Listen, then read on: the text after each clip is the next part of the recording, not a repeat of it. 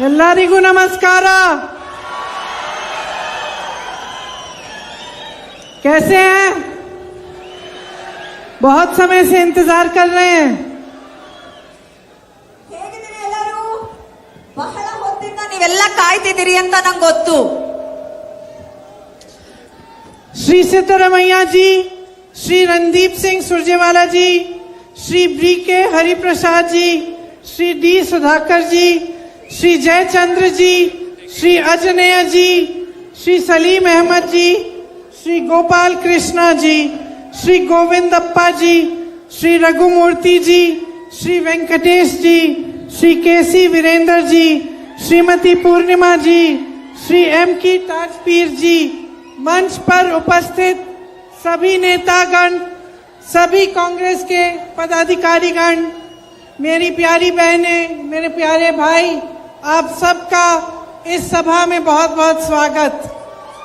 ವೇದಿಕೆ ಮೇಲೆ ಉಪಸ್ಥಿತರಿರುವಂತಹ ಎಲ್ಲ ನಾಯಕ ನಾಯಕಿಯರಿಗೆ, ಎಲ್ಲದಕ್ಕಿಂತ ಮುಖ್ಯವಾಗಿ ನನ್ನೆಲ್ಲ ಅಣ್ಣ ತಮ್ಮ ಅಕ್ಕ ತಂಗಿಯರಿಗೆ ಈ ಒಂದು ಕಾರ್ಯಕ್ರಮಕ್ಕೆ ಸ್ವಾಗತ।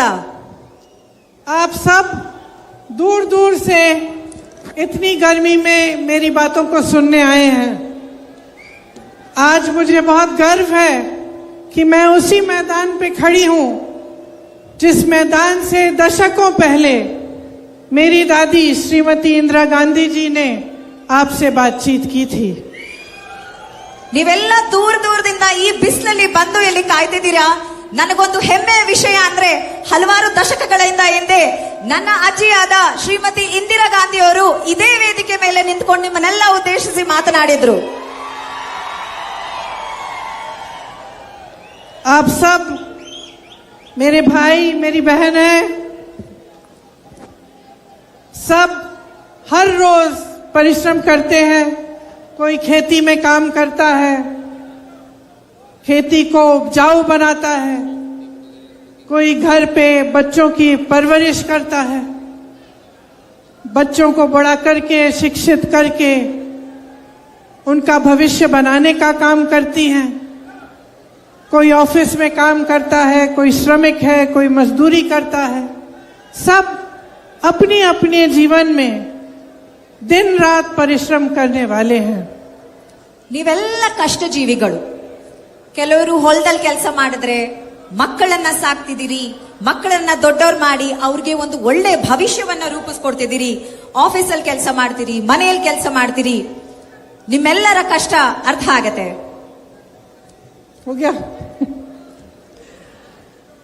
जब आप ये काम करते हैं, घर पे काम करते हैं, अपने बच्चों को बड़ा करते हैं, बच्चों को शिक्षित बनाते हैं, खेती का काम करते हैं, मजदूरी का काम करते हैं, मेरे पुलिस के भाई बहन खड़े हैं, आप अपना काम करते हैं, कोई सरकारी अधिकारी है वो दस्तावेज बनाने का काम करता है, तो आप सोचते हैं कि आप अपना भविष्य बना रहे हैं, अपने बच्चों को मजबूत कर रहे हैं, अपनी खेती को उपजाऊ बना रहे हैं, और ये सही है। लेकिन इसके साथ साथ आप इससे भी एक बहुत बड़ा काम करते हैं, आप इस देश को मजबूत बनाते हैं। ಇಲ್ಲಿ ಎಲ್ಲ ಮನೆಗಳಲ್ಲಿ ಹೊಲಗಳಲ್ಲಿ ಏನ್ ಕೆಲಸ ಮಾಡ್ತೀರಿ, ಮಕ್ಕಳಿಗೆ ಒಂದು ಒಳ್ಳೆ ವಿದ್ಯಾಭ್ಯಾಸ ಕೊಡ್ತೀರಿ, ಅವರ ಭವಿಷ್ಯ ಉಜ್ವಲವಾಗಿರ್ಲಿ ಅಂತ ಕೊಡ್ತೀರಿ। ಇಲ್ಲಿ ಪೊಲೀಸ್ ಅವರಿದ್ದೀರಿ, ಹಲವಾರು ಸರ್ಕಾರಿ ಕೆಲಸದಲ್ಲಿರೋರಿದ್ದೀರಿ, ಪ್ರತಿಯೊಬ್ರು ನಮ್ಮ ನಮ್ಮ ಭವಿಷ್ಯವನ್ನ ರೂಪಿಸ್ಕೋತಾ ಇದ್ದೀವಿ। ಅದೆಲ್ಲದಕ್ಕಿಂತ ಮುಖ್ಯವಾಗಿ ನೀವು ಮತ್ತೊಂದು ಕೆಲಸ ಮಾಡ್ತೀರಾ, ಅದು ನಮ್ಮ ದೇಶವನ್ನ ಬಲಪಡಿಸುವಂತಹ ಕೆಲಸ ನೀವುಗಳು ಪ್ರತಿಯೊಬ್ಬರು ಇಲ್ಲಿ ಮಾಡ್ತಿದ್ದೀರಿ। आप अपने बच्चों को शिक्षित करते हैं, मेहनत से उनको पढ़ाते हैं, तो आप हमारे देश की नई पीढ़ी के भविष्य को मजबूत बनाते हैं। ಮಕ್ಕಳಿಗೆ ಯಾವಾಗ ನೀವು ಒಳ್ಳೆಯ ವಿದ್ಯೆ ಬುದ್ಧಿ ಕೊಡ್ತೀರಿ, ನಮ್ಮ ದೇಶದ ಭವಿಷ್ಯವನ್ನ, ಮುಂದಿನ ಪೀಳಿಗೆಯನ್ನ, ಒಂದು ಉತ್ತಮ ಭವಿಷ್ಯವನ್ನ ದೇಶಕ್ಕೆ ತಯಾರು ಮಾಡಿಸಿರೋದು ನೀವು। आप मजदूरी करके इमारतें बनाते हैं, तो आप देश का निर्माण करते हैं। ನೀವು ಶ್ರಮಪಟ್ಟು ಕಟ್ಟುತ್ತಿರುವ ದೇಶ ಇದು ನಿಮ್ಮ ಶ್ರಮ, ನಿಮ್ಮ ಕಷ್ಟ, ನಿಮ್ಮ ಬೆವರಿಂದ ಕಟ್ಟಿರುವಂತಹ ದೇಶ ಇದು। आप खेती में काम करके खेती करते हैं, तो आप देश के पेट भरते हैं, आप लोगों को खाना दिलवाते हैं। ಹೊಲದಲ್ಲಿ ಕೆಲಸ ಮಾಡಿ ಬೆಳೆ ಬೆಳಿತೀರಾ, ದೇಶದ ಪ್ರತಿಯೊಬ್ಬರಿಗೂ ಅನ್ನದಾತರಾಗಿರುವಂತವರು ನೀವು. आपका जीवन संघर्ष का जीवन है, लेकिन आपका जीवन इस देश के निर्माण को करने का जीवन है और इस देश को आगे बढ़ाने का भी जीवन है. ನಿಮ್ಮೆಲ್ಲರ ಜೀವನ ಒಂದು ಸಂಘರ್ಷವಾದದ್ದು. ಅದರ ಜೊತೆಗೆ ಈ ದೇಶದ ನಿರ್ಮಾಣಕ್ಕಾಗಿ ನಿಮ್ಮೆಲ್ಲರ ಕೊಡುಗೆ ಅನ್ನೋದು ಬಹಳ ದೊಡ್ಡದು. और क्योंकि हमारी तरह आप इस देश को प्यार करते हैं, इस देश के लिए आप अपने जीवन को सुबह से शाम तक जो आप काम करते हैं वो इस देश के लिए आप करते हैं. इसीलिए मैं आज अपने देश के बारे में आप सबसे बात करने के लिए यहाँ आई हूँ. ನೀವಿಲ್ಲಿ ಕಷ್ಟ ಪಡ್ತಿರೋದು ಈ ದೇಶದ ಮೇಲಿರುವಂತಹ ಪ್ರೀತಿಯಿಂದ, ದೇಶಭಕ್ತಿಯಿಂದ. ನೀವು ದೇಶವನ್ನ ಕಟ್ಟಿರುವಂತಹ ಶ್ರಮ ಏನಿದೆ ಅದಕ್ಕೆ ಈ ವೇದಿಕೆ ಮೂಲಕ ಈ ದೇಶದ ಬಗ್ಗೆ ಈಗ ನಾನು ಮಾತಾಡ್ತೀನಿ. क्योंकि ये देश आपका है, ये देश हमारा है और हमें इस देश की चिंता है. ಈ ದೇಶ ನಿಮ್ದು, ಈ ದೇಶ ನಮ್ಮೆಲ್ಲರದು. ನಮ್ಮೆಲ್ಲರಿಗೂ ದೇಶದ ಬಗ್ಗೆ ಚಿಂತೆ ಇದೆ, ದೇಶದ ಭವಿಷ್ಯದ ಬಗ್ಗೆ ಚಿಂತೆ ಇದೆ. तो हमारे भारत में आज जो हो रहा है उसे गहराई से मैं आपको समझाना चाहती हूँ, आपको बताना चाहती हूँ कि किस तरह की परिस्थितियां पूरे देश भर में बन रही हैं. ಇವತ್ತು ಈ ದೇಶದಲ್ಲಿ ದೇಶಾದ್ಯಂತಹ ಎಂತಹ ಒಂದು ಪರಿಸ್ಥಿತಿ ಸೃಷ್ಟಿಯಾಗಿದೆ, ನಮ್ಮ ದೇಶದಲ್ಲಿ ಏನೇನ್ ಅನ್ಯಾಯಗಳು ನಡೀತಿದೆ ಅದರ ಬಗ್ಗೆ ನಾನೀಗ ಮಾತಾಡಬೇಕು ಅನ್ಕೊಂಡಿದ್ದೀನಿ. आज देश में दो अलग सच्चाइयां हैं. एक सच्चाई जिसका सामना आप कर रहे हैं, दिन रात मेहनत करने की, महंगाई बढ़ रही है, बेरोजगारी बढ़ रही है, एक ये सच्चाई है. ಈ ದೇಶದಲ್ಲಿ ಇವತ್ತು ಎರಡು ಸತ್ಯಗಳಿದೆ. ಒಂದು ಸತ್ಯ, ಪ್ರತಿನಿತ್ಯ ನೀವೆಲ್ಲರೂ ಏನು ಈ ಬೆಲೆ ಏರಿಕೆಯಿಂದ, ನಿರುದ್ಯೋಗದಿಂದ ಯಾವ ರೀತಿ ನೀವೆಲ್ಲ ಕಷ್ಟಪಡ್ತಿದ್ದೀರಾ ಅದು ಒಂದನೇ ಸತ್ಯ.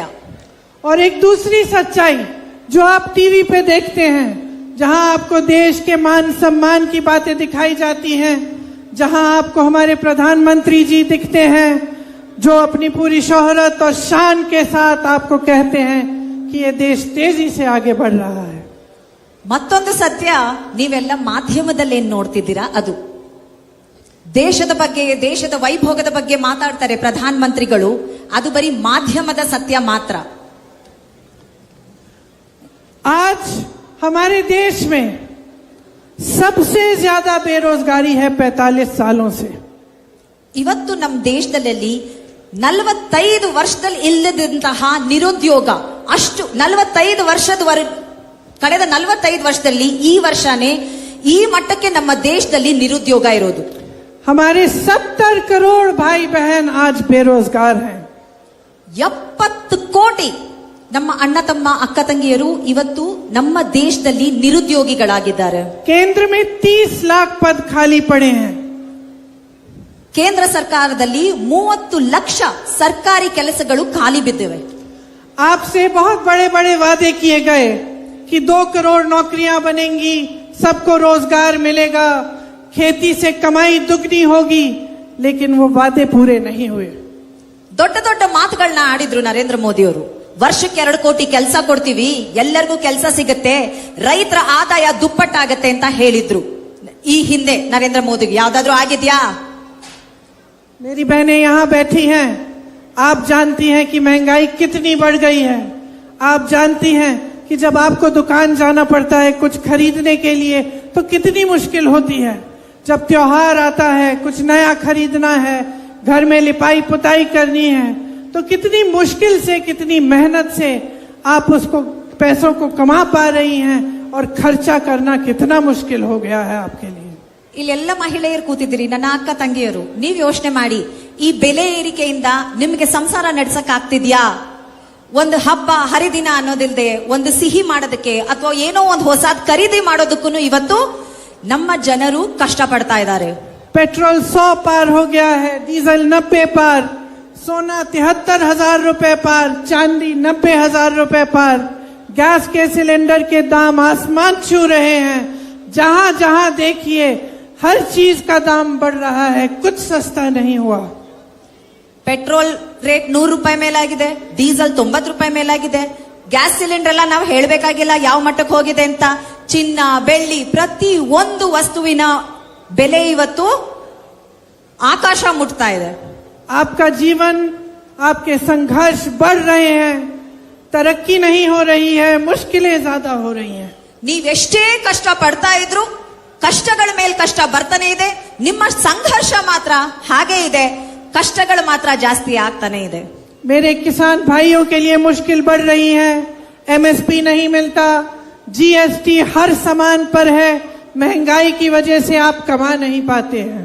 ರೈತರು ಎದುರಿಸ್ತಿರುವಂತಹ ಕಷ್ಟ, ಮೊದಲನೇ ಕಷ್ಟ ಕನಿಷ್ಠ ಬೆಂಬಲ ದರ ನಿಮ್ಮ ಬೆಳೆಗಳಿಗೆ ಸಿಗದೆ ಇರೋದು. ನಂತರ GST ಆಗ್ಬೋದು, ಪ್ರತಿ ಒಂದು ವಿಷಯದಲ್ಲೂ ರೈತರು ಬಹಳಷ್ಟು ಕಷ್ಟ ಪಡ್ತಾ ಇದ್ದಾರೆ. और इसके अलावा देश में एक अजीब सा सिलसिला शुरू हुआ है कि जो प्रधानमंत्री जी हैं और उनकी केंद्र की सरकार है, वो देश की सारी संपत्ति कुछ गिने चुने लोगों को दे रही है।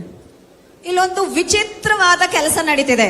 ಈ ಕೇಂದ್ರ ಸರ್ಕಾರದಲ್ಲಿ ಪ್ರಧಾನ ಮಂತ್ರಿಗಳೇನ ಏನ್ ಮಾಡ್ತಿದ್ದಾರೆ, ದೇಶದ ಎಲ್ಲ ಆಸ್ತಿನೂ ಅವರ ಸ್ನೇಹಿತರು ಯಾರು ಬಂಡವಾಳಶಾಹಿಗಳಾಗ್ತಿದ್ದಾರೆ ಅವ್ರಿಗೆ ಮಾರ್ತಾ ಇದ್ದಾರೆ.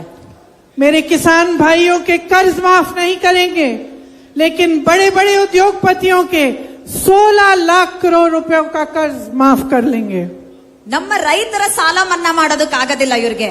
ಅದೇ ಈ ಬಂಡವಾಳಶಾಹಿಗಳು ಅವರ ಸ್ನೇಹಿತರಿದಾರಲ್ಲ ಅಂತವ್ರಿಗೆ 16 ಲಕ್ಷ ಕೋಟಿ ಸಾಲನ ಮನ್ನಾ ಮಾಡಿದ್ದಾರೆ.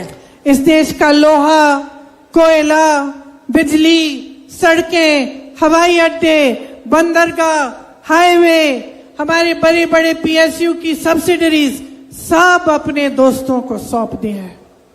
ನಮ್ಮ ದೇಶದ ಆಸ್ತಿಯಾದಂತಹ ಕಬ್ಬಣ ಆಗ್ಬೋದು, ಇದ್ದಲಾಗ್ಬೋದು, ನಮ್ಮ ಏನು ನಮ್ಮ ಏರ್ ಕ್ರಾಫ್ಟ್ ಏನಿತ್ತು, ಏರ್ ಇಂಡಿಯಾ ಆಗ್ಬೋದು, ಪ್ರತಿ ಒಂದನ್ನು ಮಾರ್ತಾ ಇದ್ದಾರೆ. ನಮ್ಮ ದೇಶದ ಆಸ್ತಿಯನ್ನ PSUಗಳೇನಿದ್ವು ಪ್ರತಿ ಒಂದನ್ನು ಅವರ ಸ್ನೇಹಿತರಾದ ಬಂಡವಾಳಶಾಹಿಗಳಿಗೆ ಮಾರ್ತಾ ಇದ್ದಾರೆ. देश का किसान कर्ज में डूब रहा है। बेटी की शादी करनी होती है, कर्ज लेना पड़ता है, कुछ खरीदना पड़ता है खेती के लिए, कर्ज लेना पड़ता है, कर्ज में डूब रहा है, मुश्किलों से घिरा हुआ है, लेकिन उसका कर्ज माफ नहीं होता। सिर्फ बड़े बड़े उद्योगपतियों के लिए सब कुछ हो रहा है सरकार में। ರೈತರು ಸಾಲದಲ್ಲೇ ಮುಳುಗ್ತಾ ಇದ್ದಾರೆ. ಮಗಳು ಮದ್ವೆ ಮಾಡ್ಬೇಕು ಅಂದ್ರು ಸಾಲ ತಗೋಬೇಕು, ಹೊಲದಕ್ಕೇನೋ ಒಂದು ಬೆಳೆ ಬೆಳಿಬೇಕು ಅಂದ್ರು, ಹೊಲಕ್ಕೆ ಯಾವ್ದೋ ಒಂದು ಟ್ರ್ಯಾಕ್ಟರ್ ತಗೋಬೇಕು, ಏನೋ ಒಂದು ತಗೊಳ್ಳೋದಕ್ಕೂ ಸಾಲ ಮಾಡಬೇಕು. ಈ ರೀತಿ ನಮ್ಮ ರೈತರು ಸಾಲದಲ್ಲೇ ಮುಳುಗ್ತಿರೋ ಸಮಯದಲ್ಲಿ ಇವತ್ತಿನ ಪ್ರಧಾನಮಂತ್ರಿಗಳು ಏನ್ ಮಾಡ್ತಿದ್ದಾರೆ, ಅವರ ಸ್ನೇಹಿತರು ಬಂಡವಾಳಶಾಹಿಗಳ ಸಾಲ ಮಾತ್ರನೇ ಮನ್ನಾ ಮಾಡ್ತಾ ಇದ್ದಾರೆ. ऊपर से जब जब विपक्ष के नेता आपके लिए आवाज उठाते हैं, आपके लिए आंदोलन करते हैं, तो उनको दबाया जाता है। ನಿಮ್ಮ ಪರವಾಗಿ ಯಾವುದೇ ವಿರೋಧ ಪಕ್ಷದ ನಾಯಕರು ಒಂದು ಧ್ವನಿ ಎತ್ತಿದ ತಕ್ಷಣ ಅವರ ಬಾಯನ್ನ ಮುಚ್ಚೋದಕ್ಕೆ ಹಲವಾರು ರೀತಿ ಪ್ರಯತ್ನಗಳು ಮಾಡ್ತಾರೆ. कांग्रेस पार्टी के बैंक के खाते बंद किए, दो मुख्यमंत्रियों को जेल में डाल दिया, सब तमाम जितने भी विपक्ष के नेता हैं उन पे आरोप लगा कर, उन पे छापा मार कर, उन पे केस लगाकर उनको कमजोर करने की कोशिश की है। ನಮ್ ಕಾಂಗ್ರೆಸ್ ಪಾರ್ಟಿಯ ಬ್ಯಾಂಕ್ ಅಕೌಂಟ್ ನ ಸೀಸ್ ಮಾಡ್ತಾರೆ. ಇಬ್ರು ಮುಖ್ಯಮಂತ್ರಿಗಳು, ವಿರೋಧ ಪಕ್ಷದ ಇಬ್ರು ಮುಖ್ಯಮಂತ್ರಿಗಳನ್ನ ಅರೆಸ್ಟ್ ಮಾಡ್ತಾರೆ. ಎಲ್ಲಾ ವಿರೋಧ ಪಕ್ಷದ ನಾಯಕರುಗಳ ಮೇಲೆ ಕೇಸ್ಗಳು ಹಾಕೋದು, ರೇಡ್ಗಳು ಮಾಡಿಸೋದು, ಈ ರೀತಿ ಮಾಡಿ ನಮ್ಮ ಧ್ವನಿಯನ್ನ, ನಿಮ್ಮ ಪರ ನಾವೆತ್ತುವಂತಹ ಧ್ವನಿಯನ್ನ ನಿಲ್ಸೋದಕ್ಕೆ ಪ್ರಯತ್ನ ಮಾಡ್ತಾ ಇದ್ದಾರೆ. और इस बीच प्रधानमंत्री मोदी जी एक स्कीम लाए, उसका नाम था इलेक्टोरल बॉन्ड्स। उसका मतलब था कि जो भी किसी भी राजनीतिक दल को चंदा देता है उसका नाम गुप्त रहना चाहिए। ಈ ಒಂದು ಸ್ಕೀಮ್ ಬಗ್ಗೆ ಎಲ್ಲ ಓದೇ ಇರ್ತೀರಿ ದಿನಪತ್ರಿಕೆಗಳಲ್ಲಿ, ಎಲೆಕ್ಟೋರಲ್ ಬಾಂಡ್ ಸ್ಕೀಮ್ ಅಂತ. ಅಂದ್ರೆ ಜನ ಪಕ್ಷಗಳಿಗೆ, ರಾಜಕೀಯ ಪಕ್ಷಗಳಿಗೆ ಯಾವ ರೀತಿ ದುಡ್ಡನ್ನ ದಾನ ಮಾಡ್ತಿದ್ರು ಮುಂಚೆ, ಅದಕ್ಕೆ ಒಂದು ಸ್ಕೀಮ್ ತರ್ತಾರೆ. ಆದ್ರೆ ಈ ಸ್ಕೀಮ್ ಪ್ರಕಾರ ಏನು, ಈ ಒಂದು ದಾನ ಮಾಡಿದವರ ಹೆಸರುಗಳು ಮಾತ್ರ ಯಾರಿಗೂ ತಿಳಿಯೋದಿಲ್ಲ, ಸೀಕ್ರೆಟ್ ಆಗಿ ಮೇಂಟೈನ್ ಮಾಡಿದ್ರು. सुप्रीम कोर्ट ने कहा कि यह स्कीम गलत है, इससे भ्रष्टाचार बढ़ेगा और जो सूची है जिसने चंदा दिया है उसका नाम बाहर निकालो। ಅವಾಗ ನಮ್ಮ ದೇಶದ ಸುಪ್ರೀಂ ಕೋರ್ಟ್ ಬಂದು ಹೇಳುತ್ತೆ, ಈ ಒಂದು ಸ್ಕೀಮ್ ಅಲ್ಲಿ ಏನೋ ತಪ್ಪಾಗ್ತಿದೆ, ಈ ರೀತಿ ಮುಚ್ಚಿಡೋ ಹಾಗಿಲ್ಲ, ಯಾರು ಎಷ್ಟು ಯಾವ ಪಕ್ಷಕ್ಕೆ ಕೊಟ್ಟಿದ್ದಾರೆ ಅದನ್ನ ತಂದು ಬಹಿರಂಗಪಡಿಸಿ ಅಂತ ನಮ್ಮ ಸುಪ್ರೀಂ ಕೋರ್ಟ್ ಹೇಳುತ್ತೆ। जब ये लिस्ट बाहर निकली तो पता चला कि नरेंद्र मोदी जी की पार्टी ने, नरेंद्र मोदी जी ने इनसे किन किन लोगों से चंदा लिया। ಆ ಲಿಸ್ಟ್ ಆಚೆ ಬಂದ ಮೇಲೆ ಗೊತ್ತಾಯ್ತು ನರೇಂದ್ರ ಮೋದಿ ಅವರು ಯಾರ್ಯಾರ ಹತ್ರ ಚಂದ ವಸೂಲಿ ಮಾಡ್ಕೊಂಡಿದ್ದಾರೆ ಅಂತ। ಎಂತೆಂತವರು ಈ ಬಿಜೆಪಿ ಪಕ್ಷಕ್ಕೆ ಕೋಟ್ಯಾಂತರ ರೂಪಾಯಿ ಕೊಟ್ಟಿದ್ದಾರೆ ಅನ್ನೋದು ಸುಪ್ರೀಂ ಕೋರ್ಟ್ ಹೇಳಿದ ಮೇಲೆ ಆ ಲಿಸ್ಟ್ ಬಹಿರಂಗ ಆದ ಮೇಲೆ ಗೊತ್ತಾಯ್ತು। पता चला कि जिन कंपनियों पे छापा मारा था, जिन पे केस डाले थे, उनसे चंदा लिया गया और जब चंदा मिल गया तो केस वो छापे बंद हो गए। ಯಾವ್ಯಾವ ಕಂಪನಿಗಳ ಮೇಲೆ ಕೇಸ್ಗಳು ರೇಡ್ಗಳಾಯ್ತಲ್ಲ ಆ ಕಂಪನಿಗಳು ಬಿಜೆಪಿ ಪಕ್ಷಕ್ಕೆ ಚಂದ ಕೊಟ್ಟಿದ್ದಾರೆ। ಆ ದುಡ್ಡು ಬಂದಿದ ತಕ್ಷಣ ಇದು ಯಾವಾಗ ಗೊತ್ತಾಯ್ತು? ಸುಪ್ರೀಂ ಕೋರ್ಟ್ ಲಿಸ್ಟ್ ರಿಲೀಸ್ ಮಾಡಿದ್ಮೇಲೆ ಗೊತ್ತಾಗಿದೆ। ಇಂಥ ಕಂಪನಿಗಳು ಭ್ರಷ್ಟ ಕಂಪನಿಗಳಿಂದ ದುಡ್ಡು ತಗೊಂಡು ಬಿಜೆಪಿ ಕೇಸ್ಗಳನ್ನೆಲ್ಲ ಮುಚ್ಚಿದೆ। ಆ ಕಂಪನಿಗಳು ಯಾರ್ಯಾರು ದುಡ್ಡು ಕೊಟ್ರೋ ಆ ಕಂಪನಿಗಳನ್ನ ಮುಚ್ಚ ಹಾಕಿದ್ದಾರೆ ಕೇಸ್ಗಳನ್ನ। पता चला कि ऐसी कंपनियां थी उस लिस्ट में जिनका मुनाफा कम था लेकिन चंदा ज्यादा दिया। ಎಷ್ಟೋ ಕಂಪನಿಗಳ ಲಾಭಕ್ಕಿಂತ ಹೆಚ್ಚು ದಾನ ಮಾಡಿದ್ದಾರೆ ಬಿಜೆಪಿಗೆ। ಅಂತ ಕಂಪನಿಗಳು, ಅಂತಹ ಭ್ರಷ್ಟ ಕಂಪನಿಗಳು ಲಿಸ್ಟ್ ಅಲ್ಲಿ ಇದೆ। आपको याद है जब नोटबंदी हुई थी तो प्रधानमंत्री जी ने आप सबको कहा था कि जो जो आपके पास नोट है आप बैंक ले जाइए। आप लाइन में खड़े हुए, आपको कहा कि ये देशभक्ति होगी आपकी, क्योंकि सारा काला धन वापस देश में आएगा। याद है आपको? ಡಿಮಾನಿಟೈಸೇಷನ್ ಅಂತ ಮಾತ್ರ ನೋಟ್ ಬಂದಿ ನೆನಪಿದ್ಯಾ ಎಲ್ಲರಿಗೂ? ಎಲ್ಲರನ್ನು ಕ್ಯೂ ಅಲ್ಲಿ ನಿಲ್ಸಿದ್ರು। ಏನಂತ ಹೇಳಿದ್ರು? ದೇಶದಲ್ಲಿರೋ ಎಲ್ಲ ಕಪ್ಪು ಹಣನ ತಗೊಂಡ್ ಬರ್ತೀವಿ ಅಂತ ಹೇಳಿದ್ರು। ಇದು ದೇಶಭಕ್ತಿ, ದೇಶಕ್ಕೋಸ್ಕರ ನೀವೆಲ್ಲ ಕಷ್ಟಪಡಿ ಅಂತ ಹೇಳಿದ್ರು। उस समय कोई काला धन नहीं आया, लेकिन आज साफ दिख रहा है कि किस तरह से काले धन को सफेद करके इन्होंने अपनी पार्टी में चंदा दिलवाया। ಆ ಸಮಯದಲ್ಲಿ ನೀವೆಷ್ಟು ಕಷ್ಟಪಟ್ಟಿದ್ದೀರಿ, ಆದ್ರೂ ಯಾವ ಕಪ್ಪು ಹಣನೂ ಹಿಡಿಯಕ್ಕಾಗ್ಲಿಲ್ಲ ಅವರಿಗೆ। ಆದ್ರೆ ಇವತ್ತು ಕಾಣಿಸ್ತಾ ಇದೆ ಯಾವ ರೀತಿ ಅವರು ಎಲ್ಲ ಕಪ್ಪು ಹಣನ ಸರಿಯಾದ ನೈತಿಕ ಹಣವಾಗಿ ಕನ್ವರ್ಟ್ ಮಾಡಿದ್ದಾರೆ ಅಂತ। जो कंपनी 150 करोड़ से ज्यादा नहीं कमा रही है वो 1100 करोड़ की चंदा कैसे दे रही है? 1,500 ಕೋಟಿ ದುಡಿದಿರುವಂತ ಕಂಪನಿ 11,000 ಕೋಟಿನೂ ಕೊಡೋಕ್ ರೆಡಿ ಇದೆ। और पूरा हमला विपक्ष पर साध रहे हैं, कह रहे हैं रोज रोज कि विपक्ष भ्रष्ट है, हर नेता को भ्रष्ट कह रहे हैं। सच्चाई ये है कि वो पूरी तरह से भ्रष्ट है। ಈ ರೀತಿ ಅವರು ಮಾಡ್ತಿರುವುದನ್ನ ಮುಚ್ಚ ಹಾಕೋದಕ್ಕೆ ವಿರೋಧ ಪಕ್ಷದ ನಾಯಕರನ್ನ ಭ್ರಷ್ಟರನ್ನಾಗಿ ಕರೆದು ಇಡೀ ದೇಶದ ಎಲ್ಲಾ ವಿರೋಧ ಪಕ್ಷದ ನಾಯಕರು ಕೂಡ ಭ್ರಷ್ಟರು ಅಂತ ಕರೀತಾ ಇದ್ದಾರೆ। सच्चाई ये है कि इन्होंने देश को गुमराह किया है 10 सालों से। ನಿಜಾಂಶ ಏನಂದ್ರೆ ಇವತ್ತು ದೇಶವನ್ನ ಇವರು ಆರ್ಥಿಕವಾಗಿ ಹಾಳು ಮಾಡ್ತಾ ಇರೋದು। जब जब चुनाव आया तो आपके जज्बातों वाली बात की, जब जब चुनाव आया आपका ध्यान भटकाया, धर्म की बात की, जाति की बात की, कभी इधर की बात की, कभी उधर की बात की, लेकिन आपकी समस्याओं की बात कभी नहीं की। ಪ್ರತಿ ಸಲ ಬರ್ತಾರೆ, ಧರ್ಮದ ಮಾತಾಡ್ತಾರೆ, ಜಾತಿ ಮಾತಾಡ್ತಾರೆ, ನಿಮ್ಮ ಧ್ಯಾನವನ್ನ ಬೇರೆ ಕಡೆ, ಈ ಭ್ರಷ್ಟಾಚಾರದಿಂದ ಬೇರೆ ಕಡೆ ತಿರುಗಿಸಕ್ ಪ್ರಯತ್ನ ಪಡ್ತಾರೆ। ಆದ್ರೆ ಯಾವತ್ತಾದ್ರೂ ನಿಮ್ಮ ಕಷ್ಟದ ಬಗ್ಗೆ ಮಾತಾಡಿದಾರಾ? आज आप टीवी खोलते हैं, आपको दिखता है कि मोदी जी कह रहे हैं कि 400 पार, कि फिर से उनकी सरकार आएगी, कि उनको 400 सीट दे दीजिए। ಇವಾಗ ಬಂದು ಹೇಳ್ತಾರೆ 400ಕ್ಕೂ ಹೆಚ್ಚು ಸೀಟ್ಗಳನ್ನ ಕೊಡಿ ಬಿಜೆಪಿಗೆ, ಇನ್ನ ಮುಂದೆ ಮೋದಿ ಸರ್ಕಾರ ಇನ್ನ ಒಳ್ಳೆ ಕೆಲಸ ಮಾಡುತ್ತೆ ಅಂತ ಹೇಳ್ತಿದ್ದಾರೆ। इनके नेता तरह तरह की बातें कर रहे हैं। कोई कह रहा है कि जब हमें बहुमत मिलेगी तो हम संविधान को बदल डालेंगे। ಇವರ ರಾಜಕೀಯ ನಾಯಕರು ಎಂತೆಂತ ಮಾತುಗಳಾಡ್ತಿದ್ದಾರೆ ಅಂದ್ರೆ, ಕೆಲವರು ಬಂದು ಹೇಳ್ತಾರೆ ನಮಗ್ 400ಕ್ಕಿಂತ ಜಾಸ್ತಿ ಸೀಟ್ ಬರುತ್ತೆ, ನಮ್ಮ ಸಂವಿಧಾನವನ್ನೇ ನಾವು ಬದಲಾಯಿಸ್ತೀವಿ ಅಂತ ಹೇಳ್ತಿದ್ದಾರೆ. इन चीजों का क्या मतलब है? ಅರ್ಥ ಏನು? ಈ ತರ ಸಂವಿಧಾನನ ಬದಲಾಯಿಸ್ತೀವಿ ಅಂದ್ರೆ ಅರ್ಥ ಏನು? आप इस बात को गहराई से समझिए. आज जितने भी अधिकार आपके पास हैं, जितनी भी मजबूती इस देश के पब्लिक के पास है, वो संविधान ने दी है. ಒಂದು ವಿಷಯ ನಾವೆಲ್ಲ ತಿಳ್ಕೋಬೇಕಾಗಿರೋದಂದ್ರೆ, ಇವತ್ತು ನಮ್ಮ ಕೈಯಲ್ಲಿ ಜನರೇ, ಕರ್ನಾಟಕದ ಜನ, ದೇಶದ ಜನರೇ ಸಾರ್ವಭೌಮರು ಅಂತ ಹೇಳಿರೋದು ನಮ್ಮ ಸಂವಿಧಾನ. ನಮ್ಮ ಕೈಯಲ್ಲಿರುವಂತಹ ಅಧಿಕಾರ ಆಗ್ಬೋದು, ಹಕ್ಕಿರ್ಬೋದು, ಅದು ನಮ್ಮ ಸಂವಿಧಾನ ಕೊಟ್ಟಿರೋದು. और सबसे बड़ी शक्ति जो आपको इस संविधान ने दी है, वो आपका वोट है. ಎಲ್ಲದಕ್ಕಿಂತ ಮುಖ್ಯವಾದ ಅಧಿಕಾರ ಅಥವಾ ಹಕ್ಕು ನಮ್ಮ ಸಂವಿಧಾನ ನಮಗೆ ಕೊಟ್ಟಿದ್ರೆ ಅದು ನಾವು ಹಾಕುವಂತಹ ಮತ, ನಾವು ಹಾಕುವಂತಹ ವೋಟ್. दूसरी शक्ति जो संविधान के द्वारा आपको मिलती है, वो आरक्षण की शक्ति है. ಮತ್ತೊಂದು ಶಕ್ತಿ ನಮ್ಮ ಸಂವಿಧಾನ ನಮಗೆ ಕೊಟ್ಟಿರೋದು ಅದು ಅಧಿಕಾರ, ಆರಕ್ಷಣೆ ಅಂದ್ರೆ ಅಡ್ಮಿನಿಸ್ಟ್ರೇಷನ್. समानता, स्वतंत्रता आपको संविधान देता है. ನಮ್ಮ ಸಂವಿಧಾನ ನಮಗೆ ಒಂದು ಸ್ವತಂತ್ರವನ್ನ ನೀಡಿದೆ. जब ये लोग संविधान बदलने की बात करते हैं तो इनकी बात बहुत ध्यान से सुनिए, क्योंकि इस बात का सीधा असर आपके जीवन पे होगा. ಇದನ್ನ ನೀವೆಲ್ಲ ಬಹಳ ಮುಖ್ಯವಾಗಿ ಪರಿಗಣಿಸಬೇಕು. ಅವರು ಸಂವಿಧಾನ ಬದಲಾಯಿಸ್ತೀವಿ ಅಂದ್ರೆ ನಾವೀಗ ನಿಮಗೆ ಹೇಳ್ತಿರುವಂತಹ ಪ್ರತಿ ಒಂದು ಹಕ್ಕು, ವೋಟ್ ಆಗ್ಬೋದು, ರಿಸರ್ವೇಶನ್ ಆಗ್ಬೋದು, ಈ ಒಂದು ಸ್ವತಂತ್ರ ಆಗ್ಬೋದು, ಇದರ ಬಗ್ಗೆ ಮಾತಾಡ್ತಿದ್ದಾರೆ ಅವರು. ಸಂವಿಧಾನನ ಬದಲಾಯಿಸ್ತೀವಿ ಅಂದ್ರೆ ಇದನ್ನ ಬದಲಾಯಿಸೋದ್ರ ಬಗ್ಗೆ ಮಾತಾಡ್ತಿದ್ದಾರೆ ಅವರು. आज पूरा देश हैरान है कि इनकी बातें किस स्तर तक गिर चुकी हैं. ಇಡೀ ದೇಶಕ್ಕೂ ಗೊತ್ತಾಗ್ತಾ ಇದೆ ಇವ್ರ ಮಾತಲ್ಲಿ ಯಾವ ರೀತಿಯ ಒಂದು ನಿಜಾಂಶ ಇಲ್ಲ ಅನ್ನೋದು. लोगों के संकट इतने बड़े बड़े हैं, समस्याएं इतनी बड़ी बड़ी हैं.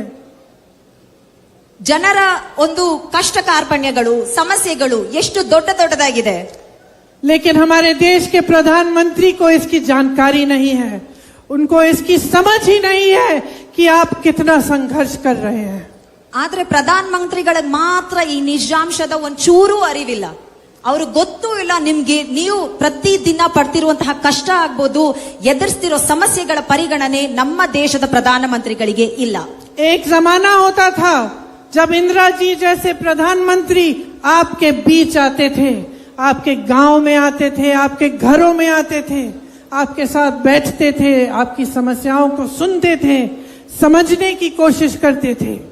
ಒಂದು ಸಮಯ ಇತ್ತು, ನಮ್ಮ ದೇಶದ ಪ್ರಧಾನ ಮಂತ್ರಿಗಳು ಜನಗಳ ಮಧ್ಯ ಬರ್ತಿದ್ರು, ನಿಮ್ ಹಳ್ಳಿಗಳಿಗೆ ಬರ್ತಿದ್ರು, ನಿಮ್ ಮನೆ ಬಾಗ್ಲಿಗೂ ಬಂದು ನಿಮ್ ಸಮಸ್ಯೆಗಳೇನು ಅಂತ ಆಲಿಸ್ತಾ ಇದ್ರು. ಅಂತಹ ಒಂದು ಪ್ರಧಾನ ಮಂತ್ರಿಗಳನ್ನು ಈ ದೇಶ ನೋಡಿದೆ.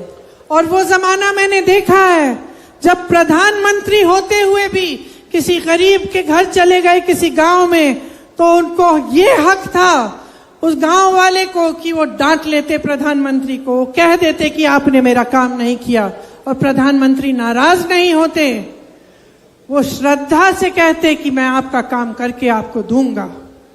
ಒಂದ್ ಸಮಯ ಇತ್ತು, ಯಾವುದೋ ಒಂದು ಹಳ್ಳಿಯಲ್ಲಿ ಯಾವುದೋ ಒಂದು ಮನೆಯಲ್ಲಿ ಒಬ್ಬ ರೈತ ಕೂಡ ಒಂದು ಲೆಟರ್ ಬರೆದು ಪ್ರಧಾನಮಂತ್ರಿಯ ಒಂದು ಧ್ಯಾನವನ್ನ ಸೆಳ್ಕೋಬಹುದಿತ್ತಂತೆ. ಅವಾಗ ಪ್ರಧಾನಮಂತ್ರಿಗಳು ಕೋಪಿಸ್ಕೋತಾ ಇರ್ಲಿಲ್ಲ. ಅವರಿಗೆ ಅವರ ಕಷ್ಟವನ್ನ ಅರ್ತು ನಾನ್ ನಿಮ್ಮ ಸಮಾಧಾನ ಹೇಳ್ತಿದ್ರಂತೆ. ನಿಮ್ಮ ಕೆಲಸ ಏನೇ ಇದ್ರು ಮಾಡ್ಕೊಡ್ತೀವಿ ಅಂತ ಪ್ರಧಾನಮಂತ್ರಿಗಳು, ಆ ಕಾಲದ ಪ್ರಧಾನಮಂತ್ರಿಗಳು ಮಾಡ್ತಿದ್ದಂತಹ ಕೆಲಸ. एक जमाना था जब देश में एक नेता खड़ा होता था तो देशवासी उससे ये आशा रखते थे कि वो एक नैतिक इंसान होगा, उससे नैतिकता की आशा रखते थे. ಒಂದು ಸಮಯ ಇತ್ತು, ನಮ್ಮ ದೇಶದ ಜನತೆ ಒಂದು ರಾಜಕೀಯ ನಾಯಕರನ್ನ, ಒಂದು ನೈತಿಕತೆ ಉಳ್ಳುವಂತಹ ವ್ಯಕ್ತಿಯನ್ನ ಮಾತ್ರನೇ ನಾವು ರಾಜಕೀಯ ನಾಯಕರನ್ನಾಗಿ ಚುನಾಯಿಸ್ತಾ ಇದ್ವಿ. आज देश के सबसे बड़े नेता नैतिकता को छोड़ के नाटक करते हैं आपके सामने. ಇವತ್ತು ದೇಶದ ಅತಿ ಉನ್ನತ ಸ್ಥಾನದಲ್ಲಿ ಇರುವಂತವರು ನೈತಿಕತೆ ಬಿಟ್ಟು ಬರೀ ನಾಟಕ ಆಡ್ತಾ ಇದ್ದಾರೆ. एक जमाना था जब हम अपने नेताओं से ये उम्मीद रखते थे कि वो सत्य के पथ पे चलेंगे. ಒಂದ್ ಸಮಯ ಇತ್ತು, ನಾವೆಲ್ಲ ನಮ್ಮ ದೇಶದ ರಾಜಕೀಯ ನಾಯಕರು ಒಂದು ಸತ್ಯದ ದಾರಿಲೇ ನಡೀತಾರೆ ಅನ್ನುವಂತಹ ನಂಬಿಕೆ ಇದ್ದಂತಹ ಒಂದು ಸಮಯ ಅದು. आज देश के सबसे बड़े नेता अपनी सत्ता दिखाने निकलते हैं, अपनी शान अपनी शोहरत दिखाते हैं, लेकिन सत्य के पथ पर नहीं चलते. ಇವತ್ತಿನ ರಾಜಕೀಯದ ನಾಯಕರು ಅತಿ ದೊಡ್ಡ ಸ್ಥಾನದಲ್ಲಿರೋರು ಸತ್ಯದ ದಾರಿಯಲ್ಲಿ ನಡೀತಿಲ್ಲ, ಬರೀ ಅಧಿಕಾರದ ದರ್ಪ ತೋರಿಸ್ತಾರೆ, ತಮ್ಮ ಒಂದು ವೈಭೋಗದ ಜೀವನವನ್ನ ತೋರಿಸ್ಕೊಂಡು ಓಡಾಡ್ತಿದ್ದಾರೆ ಹೊರತು ಸತ್ಯ ದಾರಿಯಲ್ಲಿ ಮಾತ್ರ ನಡೀತಿಲ್ಲ. एक जमाना था जब नेता में परोपकार होता था, सेवा की भावना होती थी.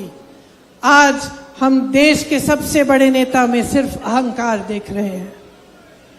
ಒಂದ್ ಸಮಯ ಇತ್ತು, ನಮ್ಮ ದೇಶದ ಪರಂಪರೆ ಏನಂದ್ರೆ ರಾಜಕೀಯದವರು ಸತ್ಯದ ದಾರಿಯಲ್ಲಿ ನಡೆಯೋರು ಒಂದು ಸೇವಾ ಮನೋಭಾವನೆ ಇಟ್ಕೊಂಡಿರ್ತಿದ್ರು. ಆದ್ರೆ ಇವತ್ತಿನ ಈ ಒಂದು ರಾಜಕೀಯ ನಾಯಕ ಅಹಂಕಾರದಿಂದಾನೇ ನಡೀತಾ ಇದ್ದಾರೆ. हमारे हिंदू धर्म की परंपरा रही है, हमारे देश की राजनीति की परंपरा भी रही है कि सत्य के पथ पर चल के सेवा भाव से देश की सेवा की जाए. ನಮ್ಮ ಹಿಂದೂ ಪರಂಪರೆ ಆಗ್ಬೋದು, ನಮ್ಮ ದೇಶದ ರಾಜಕೀಯ ಪರಂಪರೆ ಆಗ್ಬೋದು, ಒಬ್ಬ ನಾಯಕನಲ್ಲಿ ನಾವೆಲ್ಲ ಕಾಣೋದು ಒಂದು ಸತ್ಯದ ದಾರಿಯಲ್ಲಿ ಅವ್ರು ನಡಿಬೇಕು, ಒಂದು ಸೇವಾ ಮನೋಭಾವ ಇಟ್ಕೊಂಡು ಅವರೆಲ್ಲ ನಡಿಬೇಕು ಅಂತ. और उसी सेवा भाव से चाहे भगवान राम ने प्रजा के लिए काम किया, प्रजा के को आगे बढ़ाया, उसी सेवा भाव से महात्मा गांधी जी ने आपकी सेवा की. और जितने भी प्रधानमंत्री आए, मैं कह सकती हूँ किसी भी पार्टी के रहे, उनके दिलों में भी देश की जनता के प्रति श्रद्धा होती थी और सेवा भाव होता था. ಶ್ರೀರಾಮನು ಕೂಡ ಇದೇ ಸೇವಾ ಮನೋಭಾವದಿಂದ ಸತ್ಯ ದಾರಿಯಲ್ಲಿ ನಡೆದವರು. ಹಾಗೆ ಈ ದೇಶದ ಎಲ್ಲಾ ಪ್ರಧಾನಮಂತ್ರಿಗಳು ಇದುವರೆಗೂ ಒಂದು ಸತ್ಯದ ದಾರಿ ಬಿಟ್ಟು ನೈತಿಕತೆನ ಬಿಟ್ಟು ನಡೆದಿಲ್ಲ. लेकिन आज नरेंद्र मोदी जी की सरकार में, उनके 10 सालों के राज में सिर्फ झूठों का बोलबाला है. ಆದ್ರೆ ಈ ಒಂದು 10 ವರ್ಷದ ಆಡಳಿತ ಏನು ನರೇಂದ್ರ ಮೋದಿ ಅವರ ನೇತೃತ್ವದಲ್ಲಿ ನಡೀತು, ಅದರ ಬರೀ ಸುಳ್ಳಿನ ಒಂದು ಸರಮಾಲೆ ಇರುವಂತಹ ಸರ್ಕಾರ. गलत तरह से सरकारों को गिराते हैं तो पूरी मीडिया कहती है कि मोदी जी का मास्टर स्ट्रोक है. ತಪ್ಪು ದಾರಿಯಲ್ಲಿ ಅಧಿಕಾರವನ್ನ ಕಿತ್ಕೊಳ್ಳೋದು, ಸರ್ಕಾರನ ಬೀಳಿಸೋದು, ಈ ರೀತಿ ಮಾಡ್ತಾರೆ. ಮಾಧ್ಯಮದವರು ಅದನ್ನೇ ನರೇಂದ್ರ ಮೋದಿ ಅವರ ಮಾಸ್ಟರ್ ಸ್ಟ್ರೋಕ್ ಅಂತ ಹೇಳ್ತಾರೆ. किसी की हिम्मत नहीं होती कि वो निंदा करे, कि वो कहें कि लोकतंत्र के सारे असूल तोड़ के इन्होंने सरकार को गिराया है. ಯಾರು ಆ ಧೈರ್ಯ ಮಾಡ್ತಿಲ್ಲ. ಇವರು ಈ ಸರ್ಕಾರವನ್ನ ಬೀಳಿಸಿರೋದು ಅನೈತಿಕತೆಯಿಂದ ಅಸಾಂವಿಧಾನಿಕವಾಗಿ ಇವರು ಈ ಸರ್ಕಾರನ ಬೀಳಿಸಿರೋದು ಅಂತ ಪ್ರಶ್ನೆ ಮಾಡುವಂತಹ ಒಂದು ಧೈರ್ಯ ಯಾರು ಮಾಡ್ತಾ ಇಲ್ಲ. 100 करोड़ देके विधायकों को खरीदते हैं तो सब कहते हैं कि देखिए ऐसा काम सिर्फ मोदी कर सकते हैं. 100 ಕೋಟಿ ಕೊಟ್ಟು ನಾಯಕರನ್ನ ಖರೀದಿ ಮಾಡ್ಕೋತಾರೆ. ಅವಾಗ ಮಾಧ್ಯಮದವ್ರು ಹೇಳ್ತಾರೆ, ನೋಡಿ ನರೇಂದ್ರ ಮೋದಿ ಅವ್ರು ಮಾತ್ರನೇ ಇಂಥ ದೊಡ್ಡ ಕೆಲಸ ಮಾಡಕ್ಕಾಗೋದು ಅಂತ.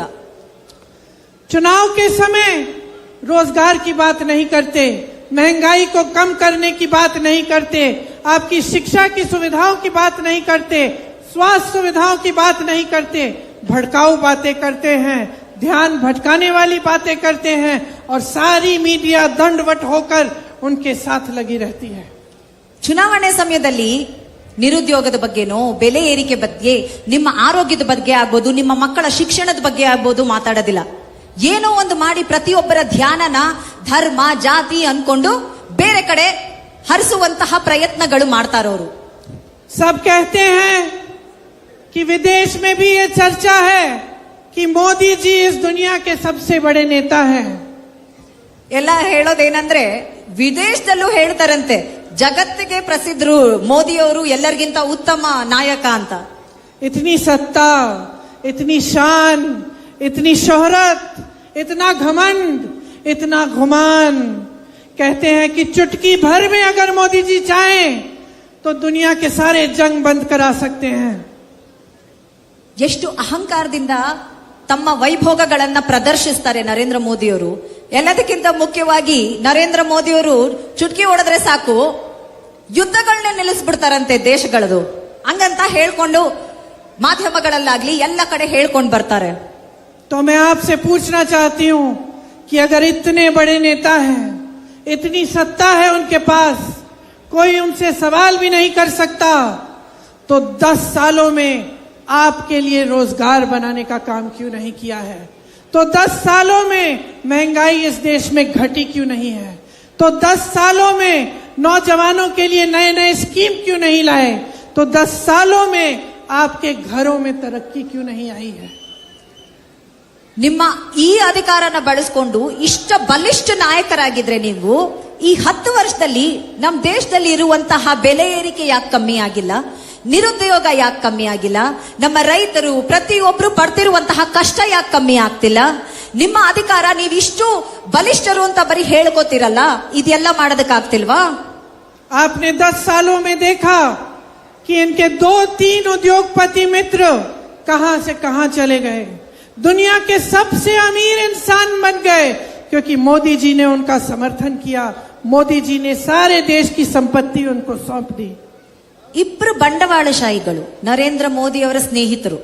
ಅವರು ಮಾತ್ರ ಎಲ್ಲಿಂದ ಅವರ ಆಸ್ತಿ ಮಾತ್ರ ಯಾವ ಮಟ್ಟಕ್ಕೆ ಜಾಸ್ತಿ ಆಗಿದೆ ಅಂದ್ರೆ ಜಗತ್ತಿನ ಅತಿ ಶ್ರೀಮಂತರಲ್ಲಿ ಇವ್ರುಗಳು ನರೇಂದ್ರ ಮೋದಿ ಅವರ ಇಬ್ರು ಸ್ನೇಹಿತರು ಬಂಡವಾಳಶಾಹಿಗಳಾಗಿದ್ದಾರೆ.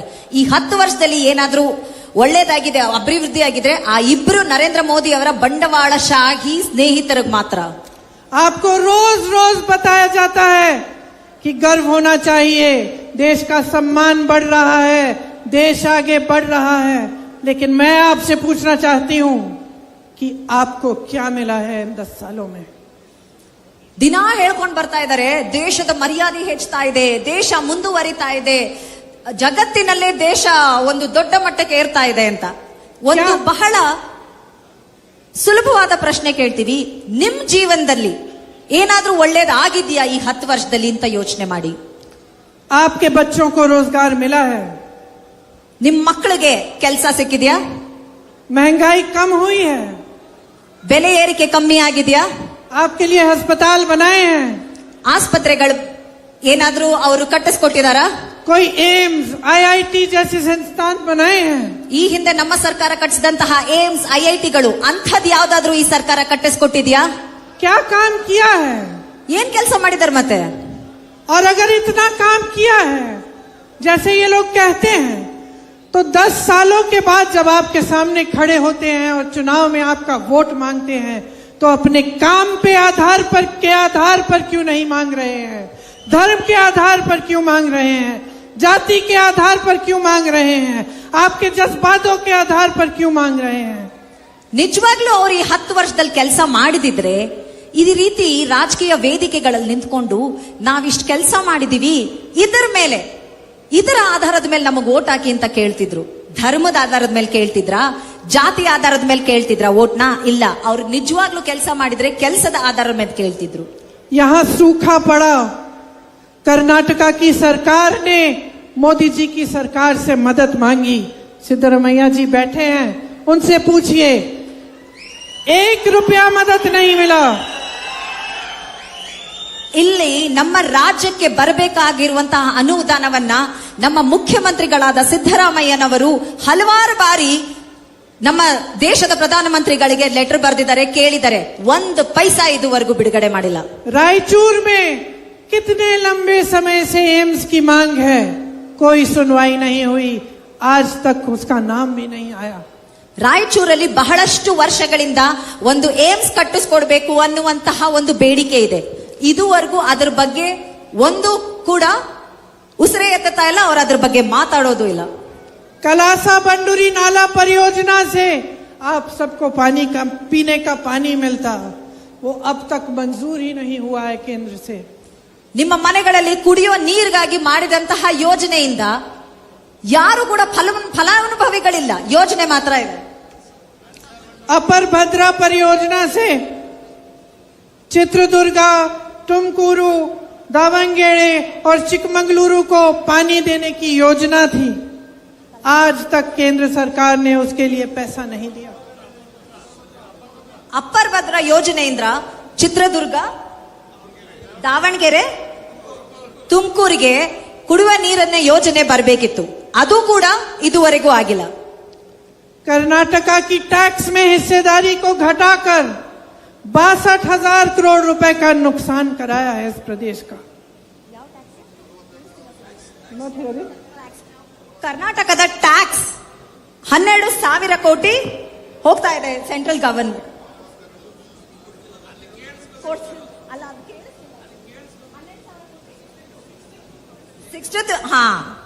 ನಮ್ಮ ಸರ್ಕಾರಕ್ಕೆ ನಮ್ಮ ಪಾಲು ಬರ್ಬೇಕಾಗಿರೋದಕ್ಕಿಂತ ಕಡಿಮೆ ಕೊಟ್ಟು ಬರೀ 62,000 ಕೋಟಿ ನಷ್ಟ ಮಾಡಿದ್ದಾರೆ ನಮ್ಮ ಒಂದು ಟ್ಯಾಕ್ಸ್ ಡೆವಲ್ಯೂಷನ್ ಅಲ್ಲಿ. प्रधानमंत्री जी कहते हैं कि वो दिन रात देशवासियों के लिए काम करते हैं, तो ये भेदभाव क्यों? कर्नाटका के साथ ऐसा क्यों? हिमाचल प्रदेश में इनकी सरकार नहीं है, वहां आपदा आई, वहां एक पैसा नहीं दिया आपदा के लिए। क्यों? क्योंकि सही नियत से, सच्चे दिल से आपके लिए नहीं काम कर रहे हैं, क्योंकि आपके साथ हर पल राजनीति की जाती है। जहां उनका फायदा होता है, जहां से उनको सत्ता मिलेगी, वहां पे काम कराएंगे। जहां उनका फायदा नहीं है, वहां देशवासियों की कोई परवाह नहीं है। ದಿನ ರಾತ್ರಿ ಬೆಳಗ್ಗೆ ರಾತ್ರಿ ಕಷ್ಟಪಟ್ಟು ಕೆಲಸ ಮಾಡ್ತಾರೆ ಪ್ರಧಾನ ಮಂತ್ರಿ ಅಂತ ಹೇಳ್ತಾರೆ. ಅಂದಮೇಲೆ ನಮ್ ಕರ್ನಾಟಕಕ್ಕೆ ಮಾತ್ರ ಯಾಕಿಂತ ಅನ್ಯಾಯ ಮಾಡ್ತಿದೆ? ಯಾವ ಯಾವ ರಾಜ್ಯಗಳಲ್ಲಿ ಅವರ ಅಧಿಕಾರ ಇರುತ್ತೆ ಅಲ್ಲಿ ದುಡ್ಡು ಹೋಗುತ್ತೆ, ಎಲ್ಲಿ ಅವ್ರಿಗೆ ಅಧಿಕಾರ ಸಿಗೋದಿಲ್ಲ ಅಲ್ಲೆಲ್ಲ ಮಲತಲ್ಲಿ ತಾಯಿ ಧೋರಣೆ ಮಾಡ್ತಿದ್ದಾರೆ. ಇದು ಈ ದೇಶದ ಪ್ರಧಾನ ಮಂತ್ರಿ ನಮ್ಮ ರಾಜ್ಯಕ್ಕೆ ಮಾಡ್ತಿರುವಂತಹ ದ್ರೋಹವನ್ನ ಎತ್ತಿ ತೋರಿಸುತ್ತೆ. आपने कर्नाटका में कांग्रेस की सरकार चुनी, आप खुद बता सकते हैं कि आपके जीवन में कुछ फर्क पड़ा कि नहीं? आपकी सरकार ने आपको गारंटी दी थी और आज एक एक गारंटी पूरा करने का काम शुरू हो गया है. ನೀವು ಕಾಂಗ್ರೆಸ್ ಪಕ್ಷಕ್ಕೆ ಆಶೀರ್ವಾದ ಮಾಡಿ ವಿಧಾನಸಭೆಯಲ್ಲಿ ನಮ್ಮನ್ನ ಚುನಾಯಿಸಿದ್ರಿ. ನಂತರ ಈ ಒಂದು ವರ್ಷದಲ್ಲಿ ನಿಮ್ ಜೀವನ ಬದಲಾಗಿಲ್ವಾ? ಆ 5 ಗ್ಯಾರಂಟಿಗಳು ಕರ್ನಾಟಕದ ಪ್ರತಿ ಒಬ್ಬರ ಜೀವನದಲ್ಲೂ ಒಂದು ದೊಡ್ಡ ಬದಲಾವಣೆಯನ್ನ ತಂದಿದೆ. गृह लक्ष्मी योजना से 1 करोड़ से अधिक महिलाओं को हर महीने 2,000 रुपए मिल रहे हैं. ಗೃಹಲಕ್ಷ್ಮಿಯಿಂದ ಕರ್ನಾಟಕದ 1 ಕೋಟಿಗೂ ಹೆಚ್ಚು ಮಹಿಳೆಯರಿಗೆ ತಿಂಗಳಿಗೆ 2,000 ರೂಪಾಯಿ ಹೋಗ್ತಿದೆ. गृह ज्योति योजना की गारंटी थी, आज आपके बिलों से, बिजली की बिलों से 200 यूनिट हर महीने कट रहे हैं. ಗೃಹ ಜ್ಯೋತಿ ಯೋಜನೆಯಿಂದ ನಿಮ್ಗೆಲ್ಲರಿಗೂ ಗೊತ್ತಿರೋ ಹಾಗೆ ಕರೆಂಟು 200 ಯೂನಿಟ್ ವರೆಗೂ ಪ್ರತಿಯೊಂದು ಮನೆಗೂ ಫ್ರೀ ಆಗಿ ಹೋಗ್ತಿದೆ. अन्न भाग्य से 4 करोड़ से अधिक लोगों को राशन मिल रहा है. ಅನ್ನಭಾಗ್ಯ ಯೋಜನೆಯಿಂದ 4 ಕೋಟಿಗೂ ಹೆಚ್ಚು ಜನ ಇವತ್ತು ರೇಷನ್ ತಗೋತಾ ಇದ್ದಾರೆ. मेरी बहनें मुफ्त में बस यात्रा कर रही हो कि नहीं कर रही हो? अच्छा लग रहा है, सुविधा हो रही है, क्योंकि आपने सही सरकार चुनी. युवा निधि में 1.5 लाख युवाओं को वजीफा और 10 लाख और जल्द ही 10 लाख को भी वजीफा मिलेगा. और ये केवल शुरुआत है. कांग्रेस पार्टी ने पूरे देश भर के लिए एक न्याय पत्र बनाया है. ನನ್ನೆಲ್ಲ ಅಕ್ಕ ತಂಗಿಯರು ಖುಷಿಯಾಗಿದ್ದೀರಾ ಇಲ್ವಾ? ಶಕ್ತಿ ಯೋಜನೆಯಲ್ಲಿ ಬಸ್ಗಳಲ್ಲಿ ಫ್ರೀಯಾಗಿ ಓಡಾಡ್ತಿದ್ದೀರಾ ಇಲ್ವಾ? ಯುವ ನಿಧಿಯಲ್ಲಿ 10 ಲಕ್ಷಕ್ಕೂ ಹೆಚ್ಚು ಯುವ ಜನತೆಗೆ ಇವತ್ತು ಭರ್ತಿ ಸಿಗ್ತಾ ಇದೆ. 3,000 ರೂಪಾಯಿ ಏನು ಗ್ರಾಜುಯೇಟ್ಸ್ಗೆ ಕೊಡ್ತಾ ಇದ್ದೀವಿ, 1,500 ರೂಪಾಯಿ ಡಿಪ್ಲೊಮಾದವ್ರಿಗೆ ಕೊಡ್ತಾ ಇದ್ದೀವಿ. ಪ್ರತಿ ಒಂದು ಆ ಒಂದು ಫಲಾನುಭವಿಗಳಿಗೆ ಸಿಗ್ತಾ ಇದೆ. इस देश के हर गरीब परिवार में जो सबसे ज्यादा उम्र की महिला है, उसे 1 लाख रुपए सालाना हमारी सरकार देगी. ಇವತ್ತು ಕೇಂದ್ರ ಸರ್ಕಾರದಲ್ಲಿ ನಮ್ಮ ಒಂದು ಪಕ್ಷ ಆಡಳಿತಕ್ಕೆ ಬಂದ್ರೆ ಬಿಪಿಎಲ್ ಕಾರ್ಡ್ ಇಡುವಂತಹ ಬಡತನ ರೇಖೆಗಿಂತ ಕೆಳಗಿರುವಂತಹ ಕುಟುಂಬಗಳಲ್ಲಿ ಮಹಿಳೆಯರಿಗೆ ಅಂದ್ರೆ ಯಜಮಾನಿಯರಿಗೆ ವರ್ಷಕ್ಕೆ 1 ಲಕ್ಷ ರೂಪಾಯಿಯನ್ನ ಕೊಡಬೇಕು ಅನ್ಕೊಂಡಿದ್ದೀವಿ. केंद्र की नई भर्तियों में आधे पद महिलाओं के लिए आरक्षित होंगे. ಕೇಂದ್ರ ಸರ್ಕಾರದ ಸರ್ಕಾರಿ ಉದ್ಯೋಗಗಳಿದೆಯಲ್ಲ ಅದರಲ್ಲಿ 50% ಅಷ್ಟು ರಿಸರ್ವೇಶನ್ ಹೆಣ್ಮಕ್ಳಿಗೆ ಅಂತ ಇಟ್ಟಿರ್ತೀವಿ. आशा, आंगनवाड़ी और रसोईया महिलाओं के लिए मानदेय में केंद्र का योगदान 2 गुना होगा. ಆಶಾ ಕಾರ್ಯಕರ್ತೆಯರು, ಅಂಗನವಾಡಿ ಟೀಚರ್ಗಳು, ಕಾರ್ಯಕರ್ತೆಯರು ಮತ್ತೆ ಬಿಸಿ ಊಟದ ಕಾರ್ಯಕರ್ತೆಯರು ಎಲ್ಲರಿಗೂ ಅವರ ಒಂದು ವೇತನ ದುಪ್ಪಟ್ಟಾಗತ್ತೆ. 25 लाख तक स्वास्थ्य की सारी सुविधाएं आपके लिए मुफ्त होंगी. ಪ್ರತಿ ಕುಟುಂಬಕ್ಕೂ 25 ಲಕ್ಷದಷ್ಟು ಹೆಲ್ತ್ ಇನ್ಶೂರೆನ್ಸ್ ಅಂದ್ರೆ ಆರೋಗ್ಯ ವಿಮೆ ಸಿಗತ್ತೆ. 30 लाख सरकारी पद आज खाली हैं. मोदी जी के राज में ये 10 सालों से इतने पद खाली हैं, लेकिन किसी ने भरने का काम नहीं किया. कांग्रेस ये गारंटी दे रही है कि इन पदों को भरा जाएगा, इनमें भर्ती की जाएगी. 10 ವರ್ಷದಿಂದ ನರೇಂದ್ರ ಮೋದಿ ಅವರ ಸರ್ಕಾರದಲ್ಲಿ 30 ಲಕ್ಷ ಸರ್ಕಾರಿ ಹುದ್ದೆಗಳು ಖಾಲಿ ಬಿದ್ದಿವೆ. ನಮ್ಮ ಕಾಂಗ್ರೆಸ್ ಪಕ್ಷದ ಗ್ಯಾರಂಟಿ ಏನಂದ್ರೆ ನಮ್ಮ ಸರ್ಕಾರ ಆಡಳಿತಕ್ಕೆ ಬಂದಾಗ ಈ ಅಷ್ಟು ಉದ್ಯೋಗಗಳನ್ನ ಭರ್ತಿ ಮಾಡ್ತೀವಿ. शिक्षा के लोन माफ किए जाएंगे और स्नातक पास बच्चों के लिए अप्रेंटिसशिप का प्रोग्राम होगा, जिससे वो 1 लाख रुपए सालाना कमा पाएंगे. ಎಲ್ಲಾ ಶಿಕ್ಷಣದ ಮೇಲಿರುವಂತಹ ಸಾಲವನ್ನ ಮನ್ನಾ ಮಾಡ್ತೀವಿ. ಜೊತೆಗೆ ಸ್ನಾತಕೋತ್ತರ ಪದವೀಧರರೇನಿದ್ದಾರೆ ಅವರಿಗೆ 1 ವರ್ಷಕ್ಕೆ 1 ಲಕ್ಷ ರೂಪಾಯಿಯಷ್ಟು ಏನು ವೃತ್ತಿ ಧನದ ಒಂದು ಕೆಲಸವನ್ನ ಗ್ಯಾರಂಟಿ ಆಗಿ ಕೊಡ್ತೀವಿ. 5,000 करोड़ का एक स्टार्टअप फंड बनेगा, जिससे जब कोई युवा अपना छोटा कारोबार शुरू करना चाहेगा उसको सुविधा मिलेगी. 5,000 ಕೋಟಿಯಷ್ಟು ಫಂಡ್ಸ್ ನ ಸ್ಟಾರ್ಟ್ಅಪ್ ಫಂಡ್ ಅಂತ ಎತ್ತಿಡ್ತೀವಿ. ಯಾವ ನಮ್ಮ ಯುವ ಜನತೆ ಒಂದು ಹೊಸ ಉದ್ಯಮವನ್ನ ಸೃಷ್ಟಿ ಮಾಡಬೇಕು, ಶುರು ಮಾಡಬೇಕು ಅಂತ ಇರ್ತಾರೆ, ಅವರಿಗೆ ಸಹಾಯ ಧನವಾಗಿ ಈ 5,000 ಕೋಟಿಯಷ್ಟು ಧನವನ್ನ ಅವರಿಗೋಸ್ಕರ ಎತ್ತಿಡ್ತೀವಿ. अग्निवीर जैसे स्कीम जो रोजगार के लिए और नौजवानों के लिए घातक हैं, उनको खत्म किया जाएगा और जैसे पहले सेना में भर्ती होती थी उसी तरह से की जाएगी. ಅಗ್ನಿವೀರ್ ಸ್ಕೀಮ್ ಏನ್ ತಂದಿದ್ರು ನರೇಂದ್ರ ಮೋದಿ ಅವರು, ದೇಶದಾದ್ಯಂತ ಅದರ ವಿರುದ್ಧ ಏನು ನಮ್ಮ ಯುವ ಜನತೆ ಹೋರಾಡಿದ್ರು ಅದನ್ನ ನಿಲ್ಲಿಸ್ತೀವಿ. ಈ ಹಿಂದೆ ಭಾರತೀಯ ಸೇನೆಯಲ್ಲಿ ಯಾವ ರೀತಿ ನೇಮಕಾತಿ ಆಗ್ತಿತ್ತೋ ಅದೇ ರೀತಿ ನೇಮಕಾತಿ ಮಾಡ್ತೀವಿ. देश भर में मेरे श्रमिक भाई बहनों का बहुत शोषण होता है. कांग्रेस पार्टी ये गारंटी दे रही है कि उनके स्वास्थ्य के अधिकार को कानून बनाएंगे, उसका कानूनी गारंटी होगा और जांच से इलाज तक वो इसका फायदा उठा पाएंगे. ದೇಶದ ಶ್ರಮಿಕರ ಮೇಲೆ ಹಲವಾರು ದೌರ್ಜನ್ಯಗಳು ನಡೆಯುತ್ತೆ. ಅವರ ಸ್ವಾಸ್ಥ್ಯದ ಬಗ್ಗೆ, ಅವರ ಆರೋಗ್ಯದ ಬಗ್ಗೆ ನಮಗೆ ಕಾಳಜಿ ಇದೆ. ಅದನ್ನ ಅವರ ಆರೋಗ್ಯದ ತಪಾಸಣೆಯಿಂದ ಆರೋಗ್ಯ ಸರಿ ಹೋಗೋವರೆಗೂ ಏನೇ ಕಾಯಿಲೆ ಇದ್ರು ಅದರ ಒಂದು ಜವಾಬ್ದಾರಿಯನ್ನ ಅವರ ಹಕ್ಕು ಅಂತ ನಮ್ಮ ಸರ್ಕಾರ ನೀಡುತ್ತೆ. पूरे राष्ट्र में 400 रुपए की न्यूनतम मजदूरी तय होगी और शहरों में जिस तरह से गांव में मनरेगा से 100 दिन के रोजगार की गारंटी मिलती थी, उसी तरह से शहरों में भी रोजगार की गारंटी सरकार देगी. ಈ ಒಂದು ಮನ್ರೇಗಾ ಯೋಜನೆ ಏನು ಹಳ್ಳಿಗಾಡಿನಲ್ಲಿ ಗ್ರಾಮೀಣ ಪ್ರದೇಶದಲ್ಲಿತ್ತು ಅದನ್ನ ಸಿಟಿಯಲ್ಲೂ ಮಾಡ್ತೀವಿ.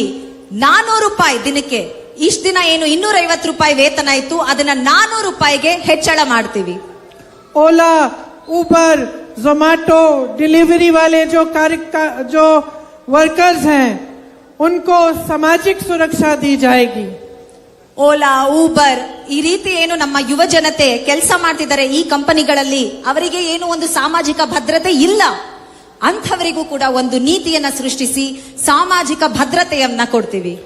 SC, ST और OBC के लिए जैसे मेरे भाई हर जगह कहते हैं, पूरी गिनती की जाएगी पूरे देश में कि कौन किस जाति की कितनी कितनी आबादी है, सिर्फ आपकी नहीं लेकिन सबकी, और कौन कितना कमा रहा है, और उसके तहत फिर नई नीतियां बनाई जाएंगी.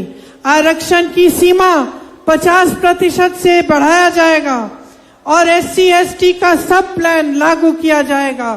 SC, ST के लिए विशेष बजट जारी किया जाएगा और काडू गोला समाज को एसटी का दर्जा दिया जाएगा। ಜಾತಿ ಗಣತಿಯನ್ನ ಇಡೀ ದೇಶದಲ್ಲಿ ನಡೆಸ್ತೀವಿ. ಹಿಂದುಳಿದ ವರ್ಗಗಳು, ಪರಿಶಿಷ್ಟ ಪಂಗಡ, ಪರಿಶಿಷ್ಟ ಜಾತಿಯವರು, ಪ್ರತಿಯೊಂದು ಸಮುದಾಯದರು ಎಷ್ಟು ಜನ ಇದ್ದಾರೆ, ಸಾಮಾಜಿಕವಾಗಿ, ಶೈಕ್ಷಣಿಕವಾಗಿ, ಆರ್ಥಿಕವಾಗಿ ಯಾವ ಸಮುದಾಯ ಎಷ್ಟು ಮುಂದುವರೆದಿದೆ ಅನ್ನುವಂತಹ ಒಂದು ಗಣತಿ ನಡೆಸಿ ನಮ್ಮ ನೀತಿಗಳು ಈ ಒಂದು ಗಣತಿಯ ರಿಪೋರ್ಟ್ ಪ್ರಕಾರನೇ ಮಾಡಿ ಎಲ್ಲರ ಒಂದು ಸಾಮಾಜಿಕ ನ್ಯಾಯವನ್ನ ಸ್ಥಾಪಿಸೋದಕ್ಕೆ ಅಂತ ಮಾಡ್ತೀವಿ. SC/ST ಸಬ್ ಪ್ಲಾನ್, SC/ST ಅವ್ರಿಗೋಸ್ಕರನೇ ಒಂದು ಸೆಪರೇಟ್ ಬಜೆಟ್ ಮಾಡ್ತೀವಿ. ಎಲ್ಲದಕ್ಕಿಂತ ಮುಖ್ಯವಾಗಿ ಒಂದು ಸಂವಿಧಾನದ ತಿದ್ದುಪಡಿ ಮಾಡಿ 50% ಹೆಚ್ಚು ರಿಸರ್ವೇಶನ್ ನ ಚೇಂಜ್ ಮಾಡ್ತೀವಿ. मेरे किसान भाई बहनों के लिए MSP का कानून बनेगा और खेती के सारे सामान GST से मुक्त होंगे. ನಮ್ಮ ರೈತರಿಗೋಸ್ಕರ ಕನಿಷ್ಠ ಬೆಂಬಲ ದರವನ್ನ ಪ್ರತಿಯೊಂದು ಬೆಳೆಗೂ ನಾವು ಅವರ ಹಕ್ಕು ಅಂತ ಕೊಡ್ತೀವಿ. ಎಲ್ಲದಕ್ಕಿಂತ ಮುಖ್ಯವಾಗಿ ಕೃಷಿಯನ್ನ GST ಇಲ್ಲದಿರೋ ಹಾಗೆ, ಕೃಷಿ ಕ್ಷೇತ್ರದಲ್ಲಿ GST ಇಲ್ಲದಿರೋ ಹಾಗೆ ಮಾಡ್ತೀವಿ. खेती के लिए नई आयात निर्यात नीति बनेगी. भूमिहीनों को जमीन दी जाएगी. न्यूनतम मजदूरी 400 रुपए की खेती में भी होगी और एक स्थायी कृषि ऋण माफी आयोग बनेगा, जिससे जब जब आपको ऋण माफ कराना होगा आप करा पाएंगे. फसल का नुकसान उसका जो भुगतान है आज आपको नहीं मिलता. आपको 30 दिन के अंदर अंदर जब आपके फसल का नुकसान होगा तो 30 दिन के अंदर अंदर पूरा भुगतान किया जाएगा. ಕೃಷಿಗಾಗಿ ಹೊಸ ನೀತಿ ಮಾಡ್ತೀವಿ. ಇದರಲ್ಲಿ ಭೂಮಿ ಇಲ್ದಿರೋರಿಗೆ ಭೂಮಿ ಹಂಚಿಕೆ ಆಗ್ಬೋದು, ಸಾಲ ಮನ್ನಾ ಮಾಡೋದಕ್ಕೆ ಅಂತ ಒಂದು ಸಮಿತಿಯನ್ನ ರಚನೆ ಮಾಡೋದಾಗ್ಬೋದು. ಎಲ್ಲದಕ್ಕಿಂತ ಮುಖ್ಯವಾಗಿ ಕೃಷಿ, ನಮ್ಮ ಬೆಳೆಯ ಹಾನಿ ಆದಾಗ ಅದಕ್ಕೆ ಸಿಗಬೇಕಾಗಿರುವಂತಹ ವಿಮೆಯನ್ನ 30 ದಿವಸದ ಒಳಗೆ ರೈತರ ಬ್ಯಾಂಕ್ ಅಕೌಂಟಿಗೆ ಡೈರೆಕ್ಟ್ ಆಗಿ ಹೋಗೋ ಹಾಗೆ ಮಾಡ್ತೀವಿ. देखिए, आज जो देश में हो रहा है वो सही नहीं है. सही इसलिए नहीं है क्योंकि देश की जो आबादी है, ज्यादातर जो देश का गरीब है, किसान है, मजदूर है, अधिकारी है, देश के मिडिल क्लास है, जो दिन रात काम करके अपने आप को आगे बढ़ाने की कोशिश कर रहे हैं, उन्हें नकारा जा रहा है और कुछ गिने चुने लोगों को खूब आगे बढ़ाया जा रहा है. पूरे देश की संपत्ति दी जा रही है. आपके लिए काम होना चाहिए, यही राजनीति का असूल होना चाहिए. और जिस तरह के नेता आजकल आपके सामने इधर उधर की बातें करके आपके वोट ले रहे हैं, ये बहुत गलत हो रहा है आपके साथ. ಈ ಹಿಂದೆ ಒಂದು ವಿಷಯ ಹೇಳದ್ ಮತ್ತೆ, ಕಾಡುಗೊಲ್ಲ ಸಮುದಾಯವನ್ನು STಗೆ ಸೇರಿಸ್ತೀವಿ ಅಂತ ನಮ್ಮ ಮೇಡಮ್ ಪ್ರಿಯಾಂಕಾ ಗಾಂಧಿ ಅವರು ಹೇಳಿದ್ದಾರೆ. ನಮ್ಮ ದೇಶದಲ್ಲಿರುವಂತಹ ಕ್ಷಮಿಕರು, ರೈತರು, ಮಹಿಳೆಯರು, ಪ್ರತಿ ಒಂದು ಹಿಂದುಳಿದ ಸಮುದಾಯ ಆಗ್ಬೋದು, ಒಂದು ಕಷ್ಟಪಡ್ತಿರುವಂತಹ ಸಮುದಾಯ ಆಗ್ಬೋದು, ನಿಮ್ಮ ವೋಟ್ನ ಮಾತ್ರನೇ ಈ ಹಿಂದಿನ ಸರ್ಕಾರ ಕೇಳುತ್ತೆ. ಆದ್ರೆ ನಾವು ನಿಮ್ಮ ಧ್ವನಿಯಾಗಿರ್ತೀವಿ. ನಿಮ್ಮ ಉದ್ಧಾರಕ್ಕೋಸ್ಕರ, ನಿಮ್ಮ ಅಭಿವೃದ್ಧಿಗೋಸ್ಕರ ನಾವು ಮಾಡ್ತೀವಿ ನಮ್ಮ ನೀತಿಗಳನ್ನ. इस देश के संविधान को बचाना है, इस देश के लोकतंत्र को बचाना है, इस देश के किसान, मजदूर, आम आदमी को बचाना है और आगे बढ़ाना है, तो आपको बहुत सोच समझकर इस चुनाव में अपना वोट देना पड़ेगा. किसी की बातों में मत पड़ो, इधर उधर भटको मत. अपना पूरा ध्यान अपनी समस्याओं पर और अपने जीवन पर रखो. इस चुनाव में आपका वोट आप ही के पक्ष में जाना चाहिए. आपके भविष्य को मजबूत बनाने के पक्ष में, आपके देश को मजबूत बनाने के पक्ष में और आपके बच्चों को अपने पैरों पे खड़े होने के पक्ष में जाना चाहिए. ನಮ್ಮ ಸಂವಿಧಾನದ ಸಂರಕ್ಷಣೆ ಆಗೋದಾಗ್ಬೋದು, ನಮ್ಮ ಪ್ರಜಾಪ್ರಭುತ್ವದ ಸಂರಕ್ಷಣೆ ಆಗ್ಬೋದು, ನಮ್ಮ ರೈತರು, ನಮ್ಮ ಹಿಂದುಳಿದ ವರ್ಗಗಳು ಪ್ರತಿಯೊಬ್ಬರದ ಸಂರಕ್ಷಣೆ ಆಗ್ಬೋದು. ಅದು ಆಗೋದೇ ನಿಮ್ಮ ಒಂದು ವೋಟಿಂದ. ಯಾರು ಏನೇ ಆದ್ರೂ ನಿಮ್ಮ ಧ್ಯಾನ ಆ ಕಡೆ ಈ ಕಡೆ ಹೋಗ್ಬಾರ್ದು. ನೀವು ವೋಟ್ ಮಾಡಕ್ ಮುಂಚೆ ನಿಮ್ಮ ಜೀವನದ ಬಗ್ಗೆ ಯೋಚನೆ ಮಾಡಿ. ನಿಮ್ಮ ಜೀವನಕ್ಕೆ, ನಿಮ್ಮ ಮಕ್ಕಳಿಗೆ, ಅವರ ಭವಿಷ್ಯಕ್ಕೆ ಯಾರು ಒಂದು ಒಳ್ಳೆಯ ನೀತಿಗಳನ್ನ ಮಾಡ್ತಾರೆ ಅದರ ಬಗ್ಗೆ ಯೋಚನೆ ಮಾಡ್ಕೊಂಡು ನೀವು ವೋಟ್ ಹಾಕಿ. मेरी आशा है कि जिस तरह से आपने मेरी बातों को आज सुना है, जब आप वोट डालने जाएंगे तो मेरी बातों पर आप ध्यान देंगे, उनको याद करेंगे और अपने विवेक से अपनी ही मजबूती के लिए, अपने देश को, लोकतंत्र को मजबूत बनाने के लिए आप कांग्रेस पार्टी को वोट देंगे और कांग्रेस के उम्मीदवार को जिताएंगे। आप सबको बहुत बहुत धन्यवाद। जय कर्नाटका, जय हिंद। ಇಷ್ಟು ಸಮಾಧಾನವಾಗಿ ನೀವೆಲ್ಲ ನನ್ನ ಮಾತು ಕೇಳಿದಿರಿ. ಇದನ್ನೇ ವೋಟ್ ಮಾಡೋದಕ್ಕೆ ಮುಂಚೆ ಯೋಚನೆ ಮಾಡಿ, ನಿಮ್ಮ ಜೀವನದ ಬಗ್ಗೆ ಯೋಚನೆ ಮಾಡಿ, ನಿಮ್ಮ ಸಮಸ್ಯೆಗಳಿಗೆ ಯಾರು ಒಂದು ಸೊಲ್ಯೂಷನ್ ಕೊಡ್ತಾರೋ ಅವ್ರಿಗೆ ಮಾತ್ರನೇ ವೋಟ್ ಮಾಡಿ. ಜೈ ಹಿಂದ್. ನಮ್ಮ ಸರ್ಕಾರಕ್ಕೆ ನಮ್ಮ ಪಾಲು ಬರ್ಬೇಕಾಗಿರೋದಕ್ಕಿಂತ ಕಡಿಮೆ ಕೊಟ್ಟು ಬರೀ 62,000 ಕೋಟಿ ನಷ್ಟ ಮಾಡಿದ್ದಾರೆ ನಮ್ಮ ಒಂದು ಟ್ಯಾಕ್ಸ್ ಡೆವಲ್ಯೂಷನ್ ಅಲ್ಲಿ. प्रधानमंत्री जी कहते हैं कि वो दिन रात से दशकों पहले मेरी दादी श्रीमती इंदिरा गांधी जी ने आपसे बातचीत की थी. ನೀವೆಲ್ಲ ದೂರದಿಂದ ಈ ಬಿಸಿಲಲ್ಲಿ ಬಂದು ಇಲ್ಲಿ ಕಾಯ್ತಿದ್ದೀರಾ. ನನಗೊಂದು ಹೆಮ್ಮೆಯ ವಿಷಯ ಅಂದ್ರೆ ಹಲವಾರು ದಶಕಗಳಿಂದ ಹಿಂದೆ ನನ್ನ ಅಜ್ಜಿಯಾದ ಶ್ರೀಮತಿ ಇಂದಿರಾ ಗಾಂಧಿ ಅವರು ಇದೇ ವೇದಿಕೆ ಮೇಲೆ ನಿಂತ್ಕೊಂಡು ನಿಮ್ಮನ್ನೆಲ್ಲ ಉದ್ದೇಶಿಸಿ ಮಾತನಾಡಿದ್ರು. आप सब मेरे भाई मेरी बहन है, सब हर रोज परिश्रम करते हैं. कोई खेती में काम करता है, खेती को उपजाऊ बनाता है, कोई घर पे बच्चों की परवरिश करता है, बच्चों को बड़ा करके शिक्षित करके उनका भविष्य बनाने का काम करती हैं. कोई ऑफिस में काम करता है, कोई श्रमिक है, कोई मजदूरी करता है. सब अपने अपने जीवन में दिन रात परिश्रम करने वाले हैं. ನೀವೆಲ್ಲ ಕಷ್ಟ ಜೀವಿಗಳು. ಕೆಲವರು ಹೊಲದಲ್ಲಿ ಕೆಲಸ ಮಾಡಿದ್ರೆ, ಮಕ್ಕಳನ್ನ ಸಾಕ್ತಿದ್ದೀರಿ, ಮಕ್ಕಳನ್ನ ದೊಡ್ಡವ್ರು ಮಾಡಿ ಅವ್ರಿಗೆ ಒಂದು ಒಳ್ಳೆ ಭವಿಷ್ಯವನ್ನ ರೂಪಿಸ್ಕೊಡ್ತಿದ್ದೀರಿ. ಆಫೀಸಲ್ಲಿ ಕೆಲಸ ಮಾಡ್ತೀರಿ, ಮನೆಯಲ್ಲಿ ಕೆಲಸ ಮಾಡ್ತೀರಿ. ನಿಮ್ಮೆಲ್ಲರ ಕಷ್ಟ ಅರ್ಥ ಆಗತ್ತೆ. हो गया? जब आप ये काम करते हैं, घर पे काम करते हैं, अपने बच्चों को बड़ा करते हैं, बच्चों को शिक्षित बनाते हैं, खेती का काम करते हैं, मजदूरी का काम करते हैं, मेरे पुलिस के भाई बहन खड़े हैं, आप अपना काम करते हैं, कोई सरकारी अधिकारी है वो दस्तावेज बनाने का काम करता है, तो आप सोचते हैं कि आप अपना भविष्य बना रहे हैं, अपने बच्चों को मजबूत कर रहे हैं, अपनी खेती को उपजाऊ बना रहे हैं और ये सही है. लेकिन इसके साथ साथ आप इससे भी एक बहुत बड़ा काम करते हैं. आप इस देश को मजबूत बनाते हैं. ಇಲ್ಲಿ ಎಲ್ಲ ಮನೆಗಳಲ್ಲಿ ಹೊಲಗಳಲ್ಲಿ ಏನ್ ಕೆಲಸ ಮಾಡ್ತೀರಿ, ಮಕ್ಕಳಿಗೆ ಒಂದು ಒಳ್ಳೆ ವಿದ್ಯಾಭ್ಯಾಸ ಕೊಡ್ತೀರಿ, ಅವರ ಭವಿಷ್ಯ ಉಜ್ವಲ ಆಗಿರ್ಲಿ ಅಂತ ಕೊಡ್ತೀರಿ. ಇಲ್ಲಿ ಪೊಲೀಸ್ ಅವರಿದ್ದೀರಿ, ಹಲವಾರು ಸರ್ಕಾರಿ ಕೆಲಸದಲ್ಲಿರೋರಿದ್ದೀರಿ. ಪ್ರತಿಯೊಬ್ರು ನಮ್ಮ ಭವಿಷ್ಯವನ್ನ ರೂಪಿಸ್ಕೋತಾ ಇದ್ದೀವಿ. ಅದೆಲ್ಲದಕ್ಕಿಂತ ಮುಖ್ಯವಾಗಿ ನೀವು ಮತ್ತೊಂದು ಕೆಲಸ ಮಾಡ್ತೀರಾ, ಅದು ನಮ್ಮ ದೇಶವನ್ನ ಬಲಪಡಿಸುವಂತಹ ಕೆಲಸ ನೀವುಗಳು ಪ್ರತಿಯೊಬ್ಬರು ಇಲ್ಲಿ ಮಾಡ್ತಿದ್ದೀರಿ. आप अपने बच्चों को शिक्षित करते हैं, मेहनत से उनको पढ़ाते हैं,